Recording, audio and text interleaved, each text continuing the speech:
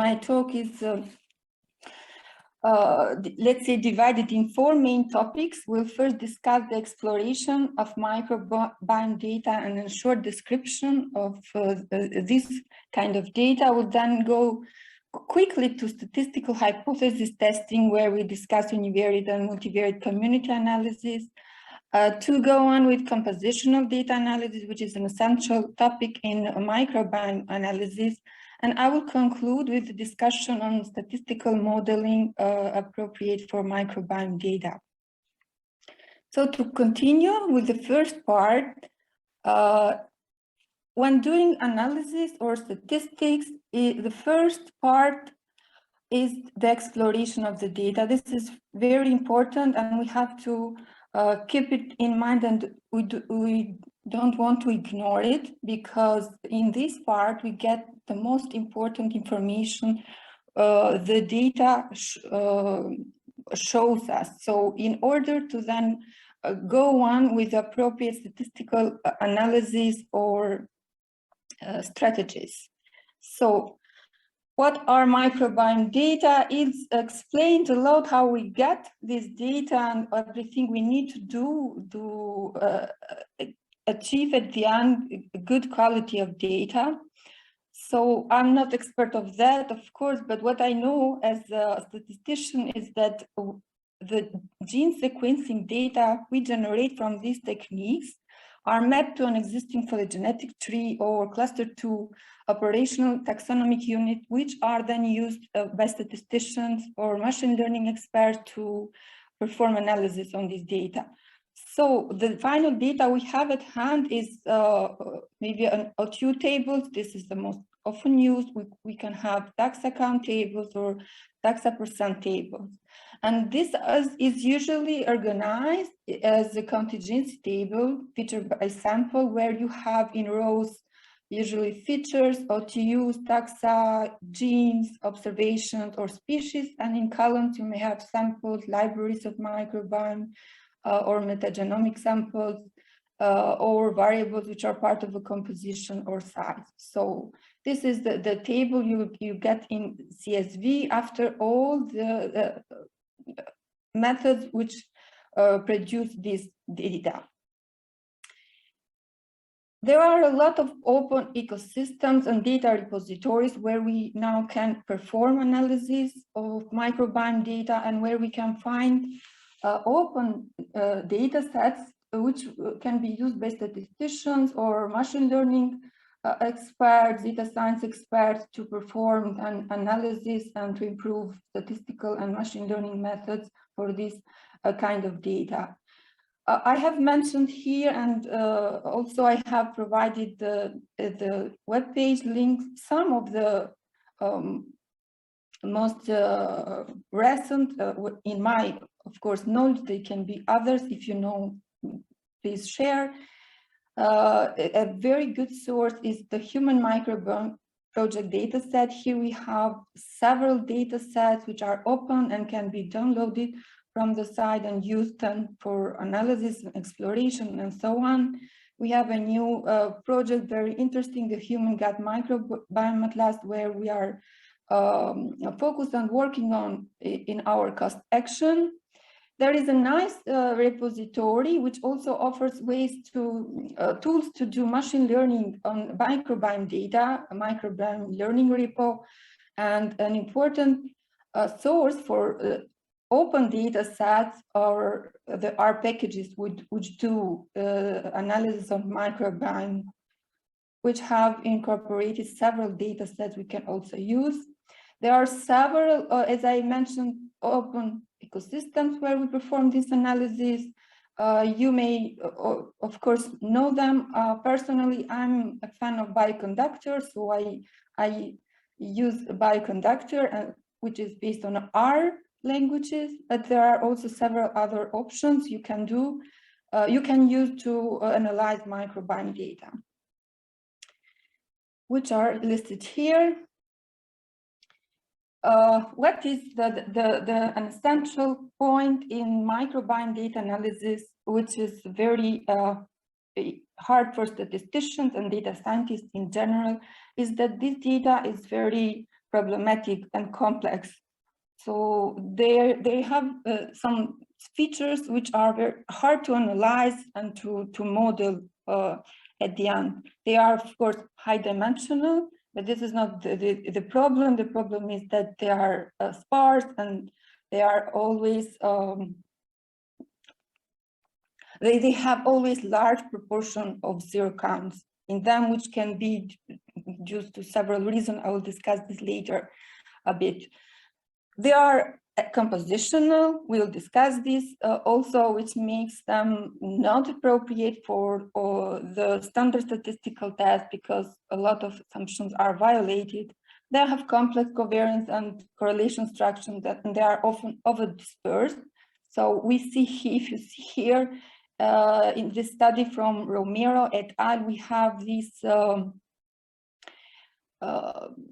example where we can see very well that the data in this study is zero inflated. So for many species, we have a large amount of zeros. So this is the 0%. And then we see that the median and the mean have, the mean and the variance are very distant to each other, which means that they are also over dispersed.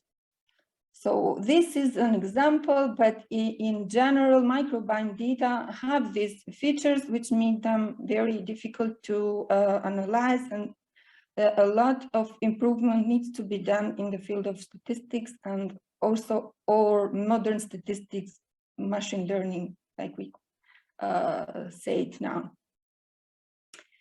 An essential part when it comes to microbiome studies are the community diversity measures, because we use these measures often to analyze and to compare samples, and not only.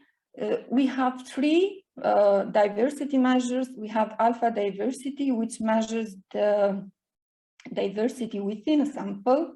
We have one sample and we use alpha diversity to assess richness. We can assess phylogenetic diversity, evenness, dominance, and rarity. This is focused or calculated for one sample. If we want to compare two communities or more, we then use beta diversity. And here you see from the infographic that we can compare several sites using the beta diversity. Here we have in general we use distances, but we also have the Bray-Curtis index, Jaccard, which are not really real distances from the mathematical point of view, but they are in this group of the beta diversities, very interesting and often used beta diversity measure from recent studies are the Univariate distance, which can be weighted or unweighted. Then we have the gamma diversity, which estimates the diversity within a region, so it expands a bit. All these diversities can be easily calculated in R packages.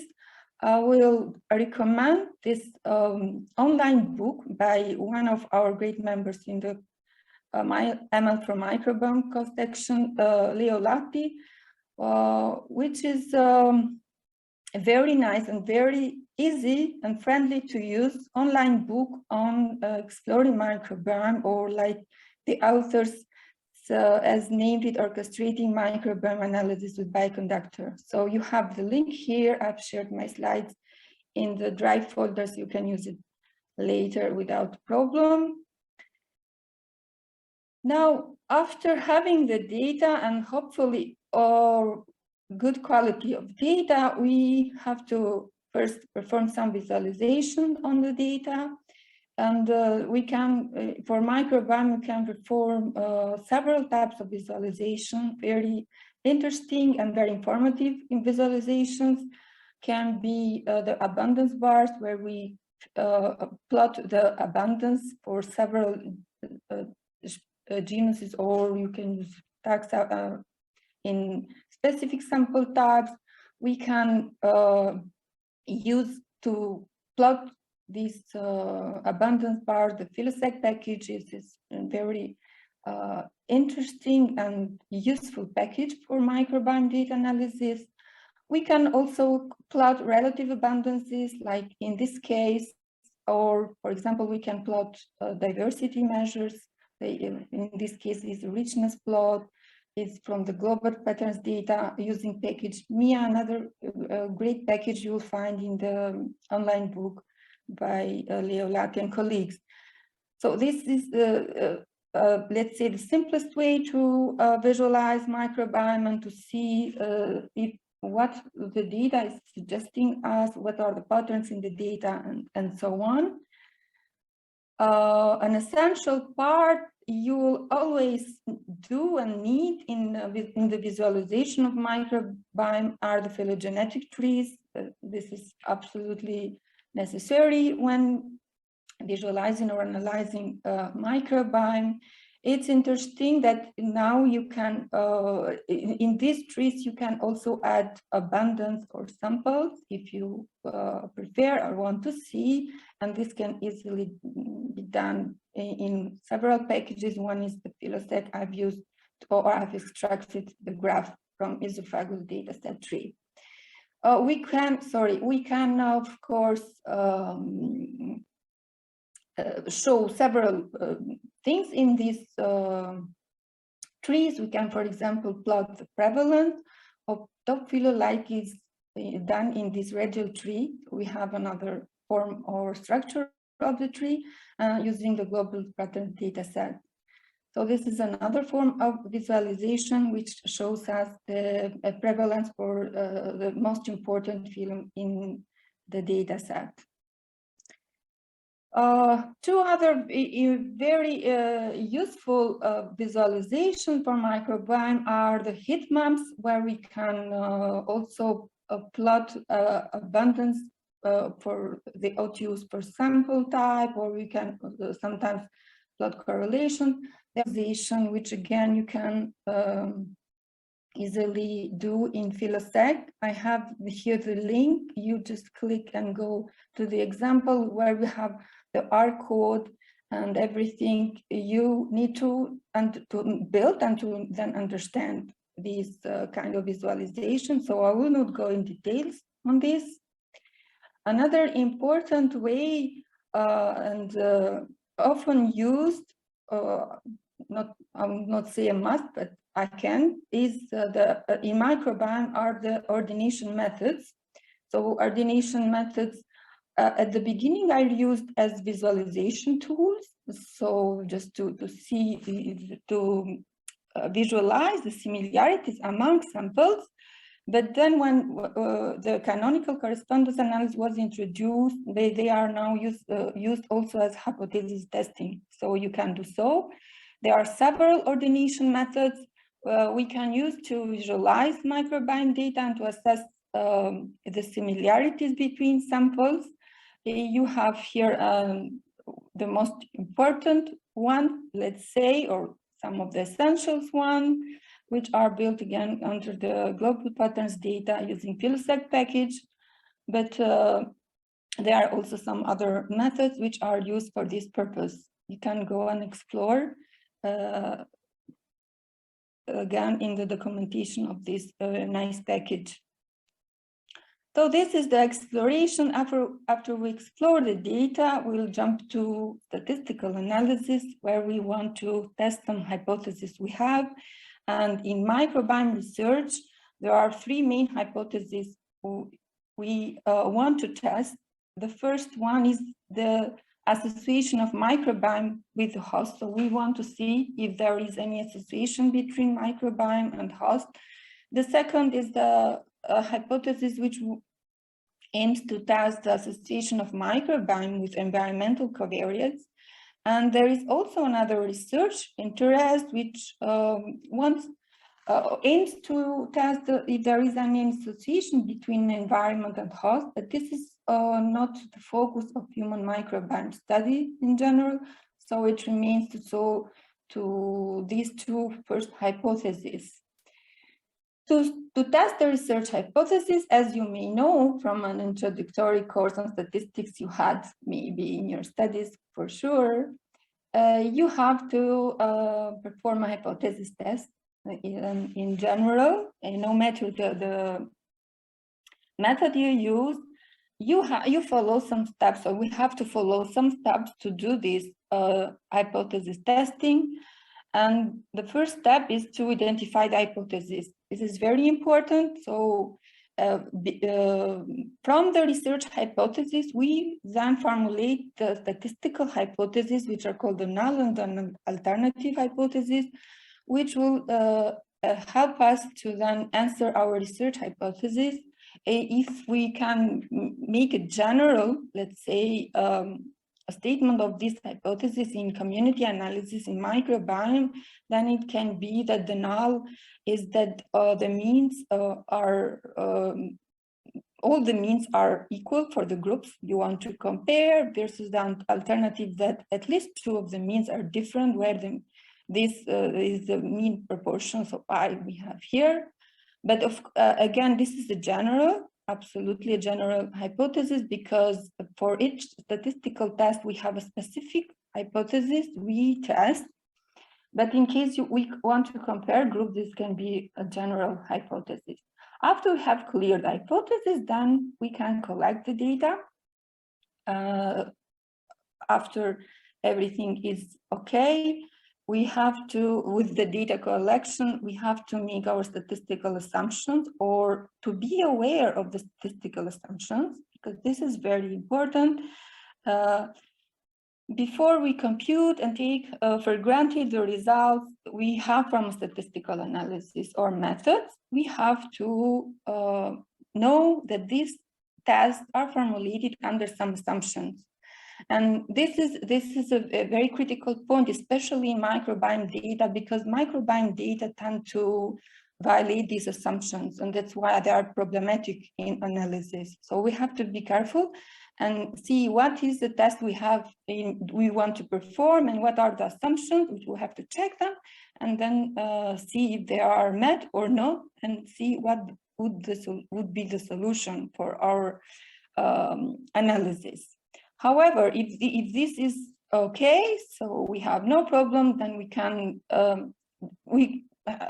have a p-value generated, so, or you can use a critical value, but usually in software we have a p-value, and then we can make our decision based on that p-value, which you all know, I'm sure, for that. But another important thing when we make our decision is that we should be aware that making this decision, we always have the possibility to make two types of errors in statistical hypothesis testing. Important from our point of view is that the second type error, so this is the second type error, is related to the power of the test. So the power of the test, which is 1 minus beta, is the probability that we reject the null when the null is not true, or that we accept the alternative. So if we have a small power, then it is very important that we be careful with the interpretation, because probably we have not enough large probability to detect the effect size or to accept the alternative hypothesis, or when it's indeed that is the truth, not the null. This is a very important part we have to keep in mind. The standard statistical tests are driven by sample size. That's why it's very important that we calculate always sample size and power analysis before we do this kind of analysis. And before we conduct our data collection and our study, this is related to the effect size, so the power of the study, which should be at least 0.8. Important information we have to keep in mind is that there are also other factors which affect power. which can be experimental factors. Ilse discussed them a lot, can be the number of groups we compared, statistical procedure and model we want to apply. This is very important because every statistical procedure has its own way or procedure to calculate power. So this is something we should keep in mind, and also a correlation between time points. And the most essential part, the most critical part in microbiome data analysis is missing data, because microbiome data are very sparse. So we have a lot of missing data at the end, and what happens is that the power will decrease a lot. But however, as Ilse told, this discussion of power analysis and sample size calculation in microbiome data is really a big discussion, because there are a lot of problems and a lot of improvement that should be done. Because as you may know, microbiome is our fingerprint, so it is very individual, specific, and it is hard now to say that you should have you know, this and that sample size to do or to achieve in a good conclusion. So this is more a personalized discussion. There are a lot of discussion on the internet, on scientific forums for that, but however, there are also a lot of scientists who have worked a lot on this, and you have very nice study from La Rosa, which and colleagues, and a very nice R package where we can do power analysis and sample size calculation, HMP, which you can consult and see further information on this topic, which is again a big discussion. Okay, however, after we have the data and we have, let's say, overcome all these steps on the study design, then we have to conduct the analysis.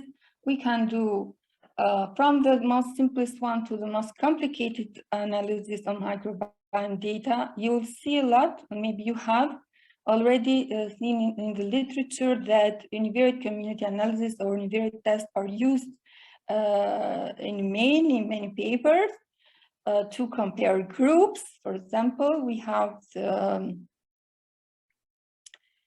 t-test, which can be used to compare groups which are related or independent, or analysis of variance to compare more than two groups, or if you want to test correlation or association, then we can use regression or Pearson correlation.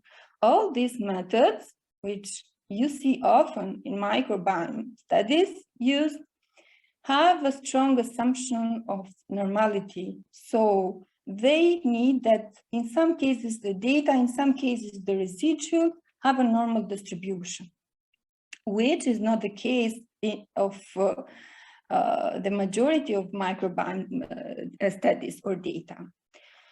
So what we do in this case is there are two ways. Let's say first one, we can refer to non-parametric analogs. So for all these tests, we have a non-parametric analog, which could be Wilcoxon for t-test, which compares paired groups, Mann-Whitney for independent groups, Kuskal-Wallis for more than two groups, or we can use Spearman correlation in case we want to assess association.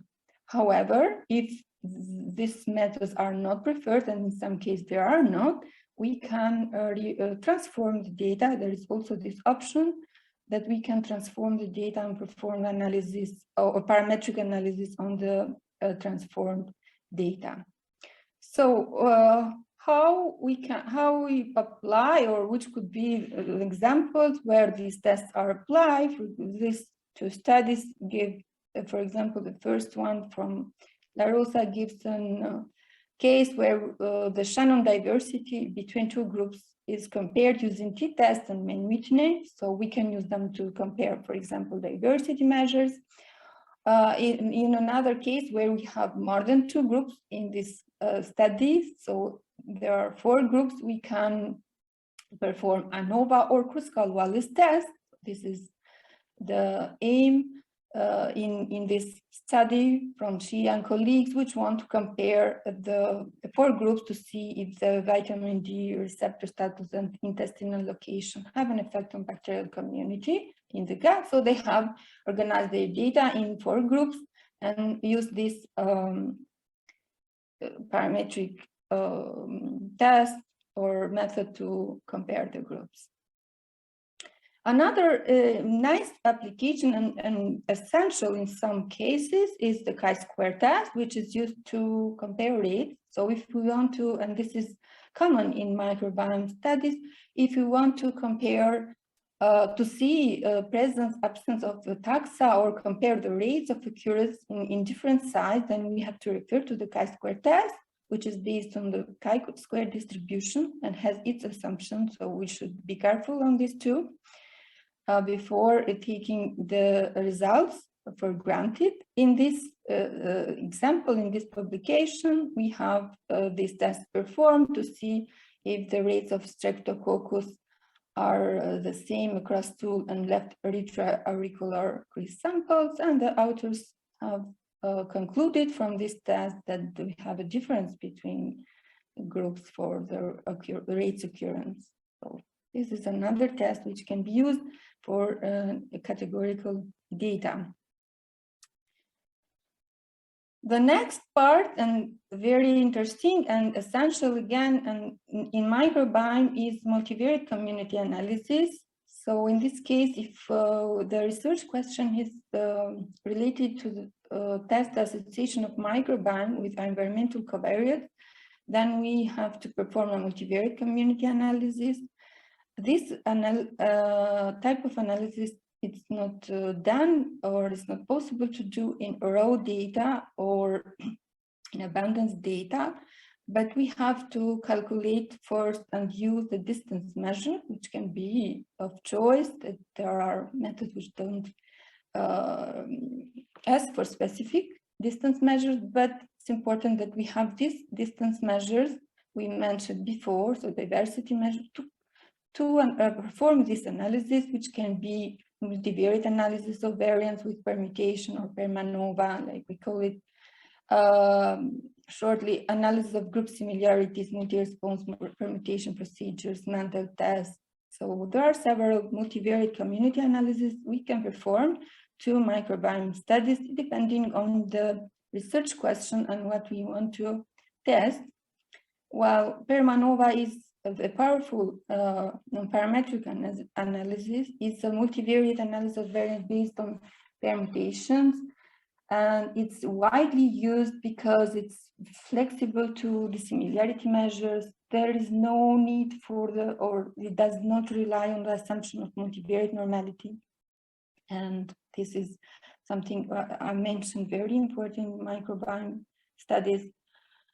It's not sensitive to the differences in the correlation structure among groups, another issue with microbiome data. And an important advantage is that this method can include random effects, direction terms, and hierarchical structures.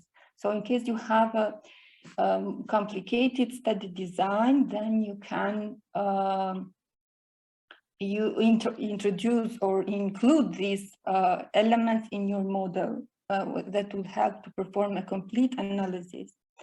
A nice example where permanova is applied is this example from Wu and colleagues, where the authors want to see if there are differences between the gut microbiota of omnivores and vegans, and they have applied permanova in unweighted unifrac and weighted unifrac distances, and they have some differences in the analysis. So in one case, in the unweighted case, they have significant results. In the other case, they don't have significant results from permanova. However, they have concluded that they have some differences or slight differences in the microbiota between omnivores and vegans. Analysis of similarities is another multivariate community analysis often used. It is non-parametric and is based on rank dissimilarity matrix, and you can use it in several situation. This is one situation where it is used to see or to test if there is an association of microbiome composition between treatment among tampons and within the treatment. So this is a longitudinal study, and it is interesting because in this study, the authors state that from the principal coordinate analysis, which is a visualization or form they used in this study, it is difficult to see these differences, but between treatment, but anosine gave significant results, so which you can see here. This is another widely used method when it comes to multivariate community analysis. There are several R packages that implement statistical analysis from the simplest one to Permanova or complicated ones. I have mentioned them here. I would, let's say, emphasize vegan. It's widely used and useful. Microbiome and PhyloSec are more comprehensive statistical tools which can be used for several reasons, and they have several advantages. They have incorporated other packages too in them. So for example, PhyloSec it works fine with ggplot and a lot of other packages, which makes your visualization very nice. And microbiome can perform several advanced analysis. So this too, I would recommend to go on details and explore if you haven't already. Another problem where we jump now in microbiome, as I mentioned before, is the fact that the microbiome data are compositional. And this is a problem because most of the standard statistical tests will not work if the data are compositional, because the assumptions are not met. So, or let's say they would work, but the results would be meaningless. So you will not get the truth from the results you have, and we should be very careful of this point. There are several ways to deal, but first, what are compositional data if you are not familiar? Well, anything that can be represented as part of a whole is compositional. And this is not just for microbiome data, this is in many fields. This problem is in many fields where we have this situation where proportions are used and from the sequencing, so the methods we use to produce the microbiome data in general, there are some exceptions. I will discuss them in the next slide, but in general, what is generated is proportions and or relative abundances, which makes that the taxa, the abundance of the taxa is dependent. So if the abundance of one taxa change, then this would affect the other. And in this case, we have the problem that the assumptions of statistical analysis are not met, and we can't use this test to analyze this kind of data. Another problem I also mentioned, but let's discuss this maybe a bit further here, are the zeros, which can be true zeros. And this is the case where the one taxa is really absent, so you don't have it, and that is a zero. And often this is called NMR missing case. So you replace with a small non-zero value, and that shouldn't be a problem. Just to make sure that your analysis will go on and without problems. But if we have undersampling zero, this is another kind of zeros, which means that the taxa may be there, but because of undersampling, we are not able to detect it. And in this case, we should be careful. And usually, Bayesian multiplicative methods are used to estimate or to replace them. So we have to be careful and to make the difference between these two types of zeros we have in microbiome data. Well, how to solve compositional problems? There are, of course, a lot of many ways to solve this problem. The main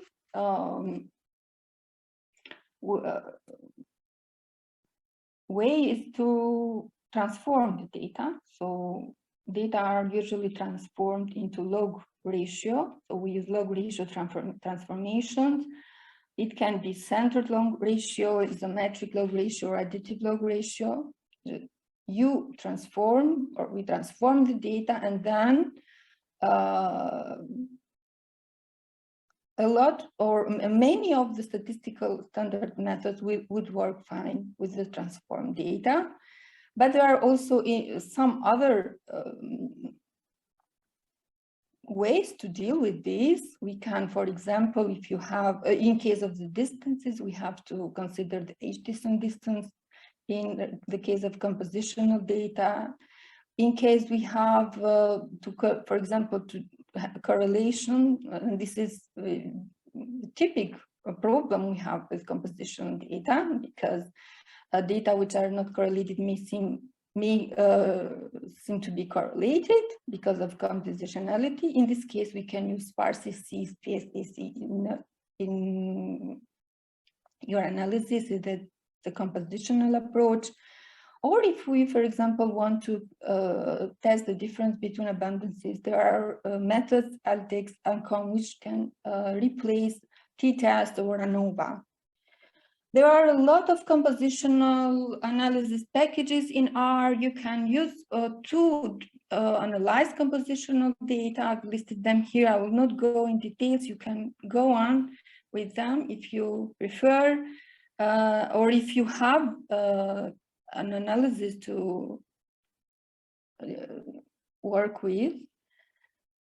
But before I close this topic, it's important to mention that we can avoid compositionality. So it's not that the microbiome data are always compositional. How we do that is by using some specific methods when we generate the data, and we can go from relative to absolute abundances. I'm not expert on this, but however, I just wanted to introduce you with this fact, if you are not aware, that we can, for example, use quantitative PCR with universal primers. It works, it is cheap. Spike-SYN works too. You can have a look at this paper I have here to see what these methods offer, but what is the message in this paper is that we can avoid compositionality. So we can have absolute abundances. This is the main idea. And then if that is the case, it will be very easy because you don't have to do a specific analysis. We can go on with the standard statistical test.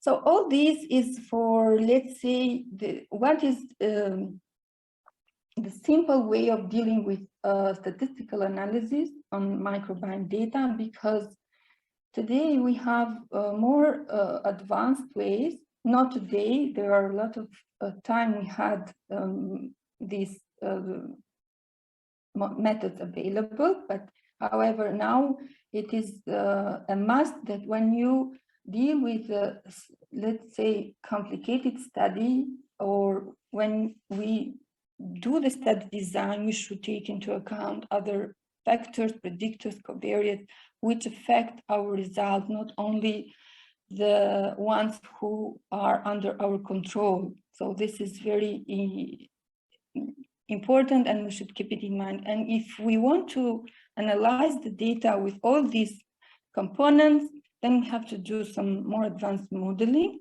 And as I mentioned, it's very hard to model microbiome data because they have these specific features of zero inflation and over dispersion. But the literature And the experience has shown that there are some models which can be successfully used to model microbiome data. There are many models. The literature is full of experiments with this, but however, I will just go through 4 models just to give you an overview of the models we can use to feed microbiome data successfully. And these are the over-dispersed, zero-inflated models. These models can be based on a Poisson or negative binomial probability and are a mixture of this probability with a mass point at 0, which allows for the inclusion of structural zeros. This is the idea. So here we want to model this excess of zeros we have, and where we have phi I is the probability for the structural zeros or the true zeros, let's say, and 1 minus pi the probability for the sampling zeros. As I mentioned here, these models can be based on a Poisson probability distribution or a negative binomial probability distribution. Another interesting type of models, which are often used to substitute mixtures, are the hurdle models, or the 2-part models, as we call them. And here the first part can again be Poisson or binomial probability, and the second part is modeling the count data truncated at 0. So this is the idea of the 2-part modeling, and this is the way we write in the Poisson and negative binomial case these models.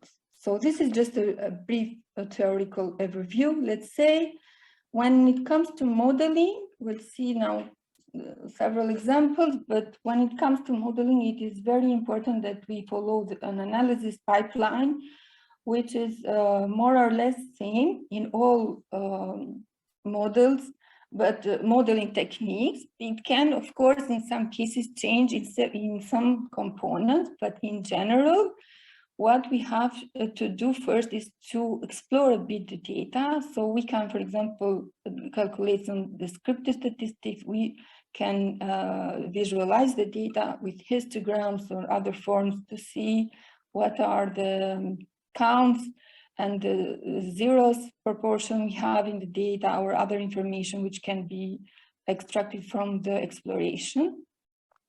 Then we have to specify our models. So we specify of course, the dependent variable, which often can be an LTU count or relative abundance. It depends on what you want to model. And then we specify the predictors and the covariates, which can be variables we think that affect have an effect on the dependent variable, but are not of our interest. And in the case of zero-inflated models, we always add as covariate an offset variable, which corrects for the total reads. We'll see that. So this is the model specification. Very crucial part is model selection. So we do sometimes we ignore, especially researchers who are not real statisticians, or who don't work in statistics on a daily basis. But just take a model, feed it, and it's okay, the result? No, we have to select the appropriate model. So we have to fit several models, changing the parameters and or the covariates in the model, and then we have to assess model performance or select the best model based on some criteria. There are several criteria. In the example I'm showing here, it's the ICAIC information criteria, which is used and Wong test, but we can use log ratio test, log likelihood ratio test. We can use other Bayesian information criteria to assess or to perform model selection. This depends always on the type of model and on the type of selection or what we have changed in our model. Then after we have the best model, we go to statistical inference, and we can estimate the parameters, the p-values, what we want, and the effect of the predictor we have in our model. And of course, at the end, we do the summary of the results, or we extract our conclusion. We can always do some sensitivity analysis to see if our results change by changing some of the parameters, or by changing the situation a bit. Where we can fit over dispersed and zero inflated models, one of the packages I use personally, and then I can recommend, is the PSCL package, where you have the zero inflated function to fit the zero inflated Poisson and zero inflated negative binomial models, and the hurdle function to fit the hurdle model. And it's a nice example where many models are fitted and compared to see if how they do with microbiome data modeling, is the publication by Xu and colleagues, where they are using information or data from the genetic environmental microbiome project, which is a project based on the Crohn disease, and they have extracted data for 3 microorganisms here, which have different levels of zero counts. So one is 80%, 50%, and 77%. So these are the proportion of zero in the data. They fit the hurdle and zero inflection models, where they include covariates for the zero component, for gender, and for age. And they compared all these models. So this is the results for the gender effect for Campylobacter, which is with the highest portion of zeros. They conclude at the end that for these data, the negative binomial models, the negative binomial hurdle model, and zero inflated negative binomial are the best one based on the ICACE criteria. They did a lot of experiments on power and sample size calculation, type 1 and type errors. So you can go through the paper. There are a lot of information on these model selection procedures and model performance. They did simulations there, but they also fit it in real data. So, and at the end, they concluded that these models can be successfully used to model microbiome. Of course, this study is based on this data set, and this doesn't mean that in another case it should work identically the same, but this is a promise that this model can do well with microbiome modeling. So this is a nice visualization where they plotted the best model predictions based on the observed counts, and they see that this data is well fitted, let's say, by these models. Another important group and widely used today to model microbiome data are the Dirichlet multinomial models. So these models are very important because they are based on the Dirichlet distribution, multinomial distribution, and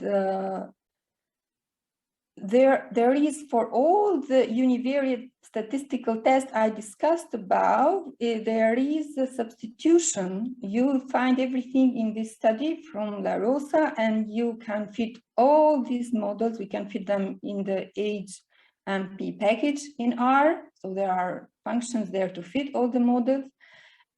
So they can, as I said, substitute the test, ANOVA and PERMANOVA and everything. What are the advantages, we can say here, for especially for the non-parametric case, because this is the idea. So we have, in this case, a parametric modeling approach, and in the PermaNova, we had a non-parametric modeling approach, which is problematic in terms of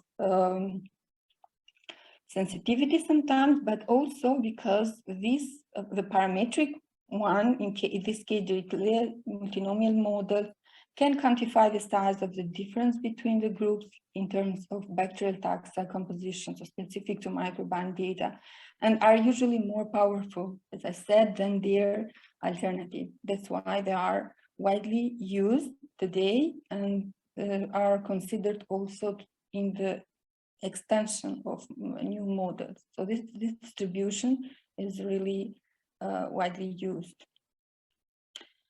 Well, zero-inflated models can be extended to longitudinal models, and longitudinal models are models which deal with data which are measured repeatedly in the same individual, or with data which are clustered, and microbiome data have this feature, but it's not that there is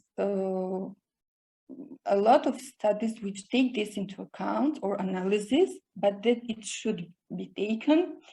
An interesting model which can be fitted to model the longitudinal data is the zero-inflated negative binomial mixed effects model. In this model, we model the negative binomial and the logistic components. So we have here, and we have vectors for the covariates and for the parameters, so the regression parameters, but we also include the random effects for both components, which are assumed to be independent, of course, and to have a bivariate normal distribution with this parameters you see here. So this is easily fitted in this R package we have here. We get, and using the function glmm.dim, it's straightforward.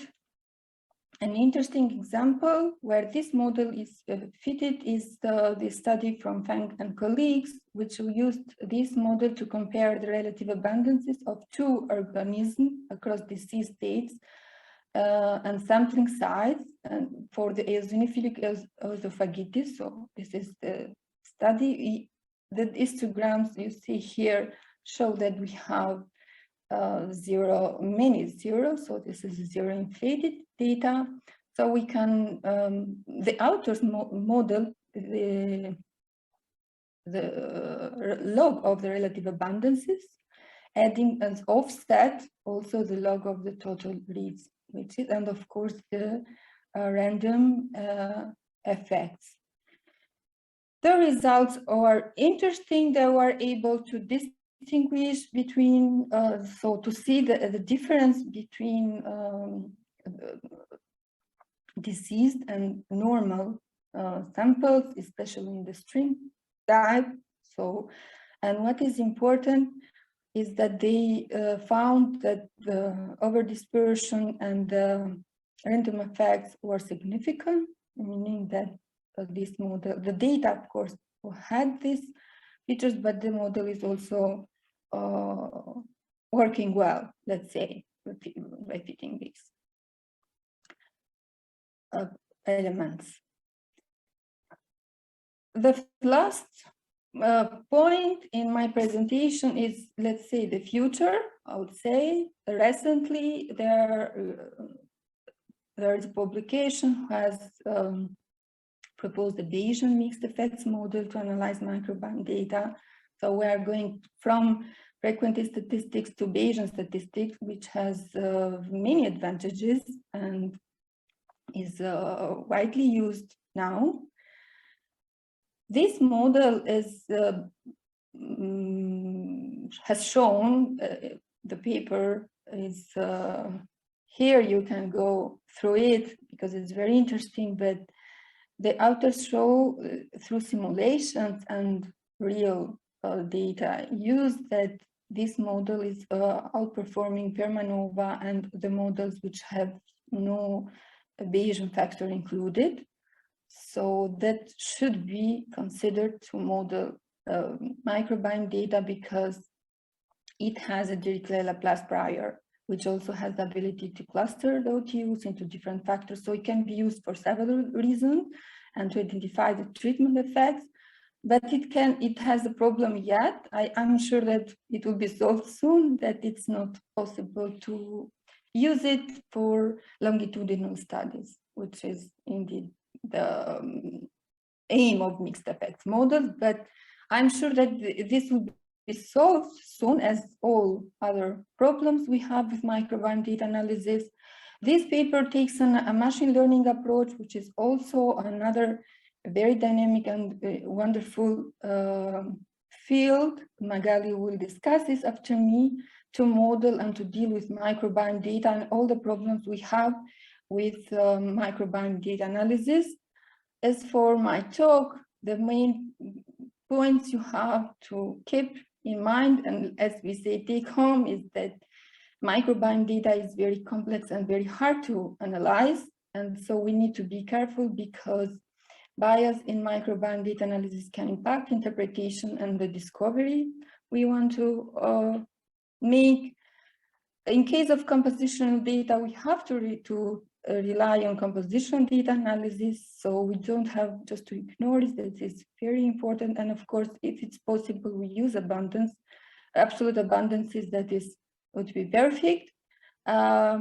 Zero-inflated models, and especially zero-inflated mixed models, can be used to fit microbiome cluster data and longitudinal data very well. But if you are able and can go to a Bayesian form, then I would definitely recommend to go to that. I didn't mention, but the Bayesian model is applied in Julia. The authors have in the paper the program, so they wrote the program also to do to fit the model, and that is public. So this is all from me. I would really want to thank Cost Action and ML for Microbiome for this opportunity.